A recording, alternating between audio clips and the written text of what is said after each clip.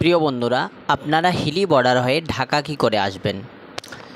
আমি ইমিগ্রেশনের সব কিছু বলে দিয়েছি আগের ভিডিওতে, আপনারা দেখে নেবেন না দেখলে।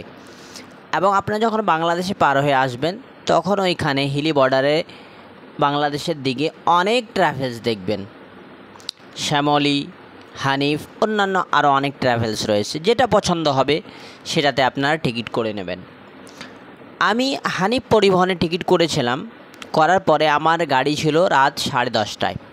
আমি রাত 10:30টায় হানিফ পরিবহনে বসি এবং আমাকে হানিফ পরিবহন ঢাকায় কল্যাণপুর বাস স্ট্যান্ডে দিন 6টার দিকে আমাকে পৌঁছে দেয়।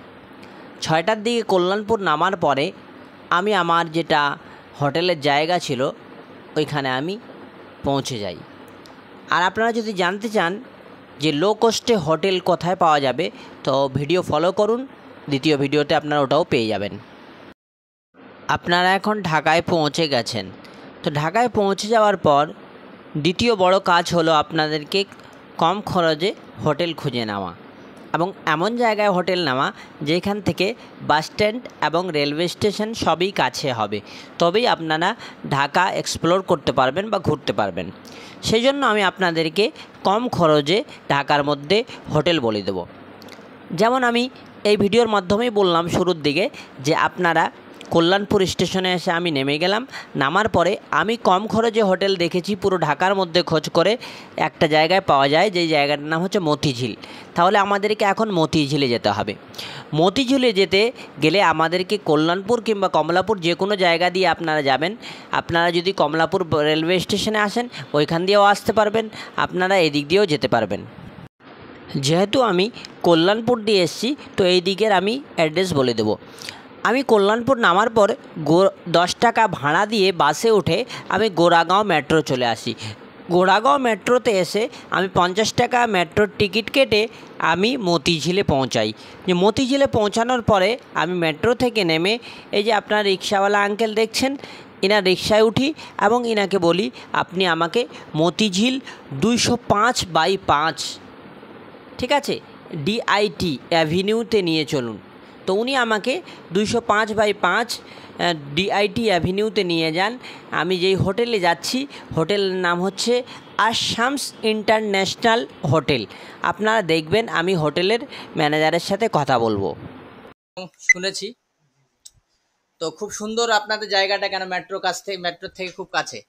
তো ভাইজান আমি আমার ভিউয়ার্সদেরকে জানাতে চাই যে এটা আপনি একটু সর্বপ্রথমে বলে দেবেন আমাকে ডাইরেকশনটা, মানে কোথা থেকে আসতে হবে আপনাদের কাছাকাছি। আমাদের এখানে যে মতিঝিল যে আছে না, যে আপনি মেট্রো, হ্যাঁ, মেট্রো থেকে হাঁটতে 2 মিনিট, 2 মিনিটের রাস্তা। হ্যাঁ, আমি আসলাম, দেখালাম। অনলি 2 মিনিট মতিঝিল থানার পিছনে। হ্যাঁ, অনেকে আগে কাবিলা বিল্ডিং বলে, কাবিলা বিল্ডিং এর পাশে বলে, আবার কেউ বলে মতিঝিল ক্লাবের সামনে, হ্যাঁ, কেউ বলে মতিঝিল থানার পিছনে।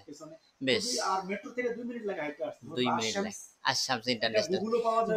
হ্যাঁ, আমি দেখলাম গুগলের সঙ্গে সঙ্গে দিয়ে আমি পেয়ে গেলাম।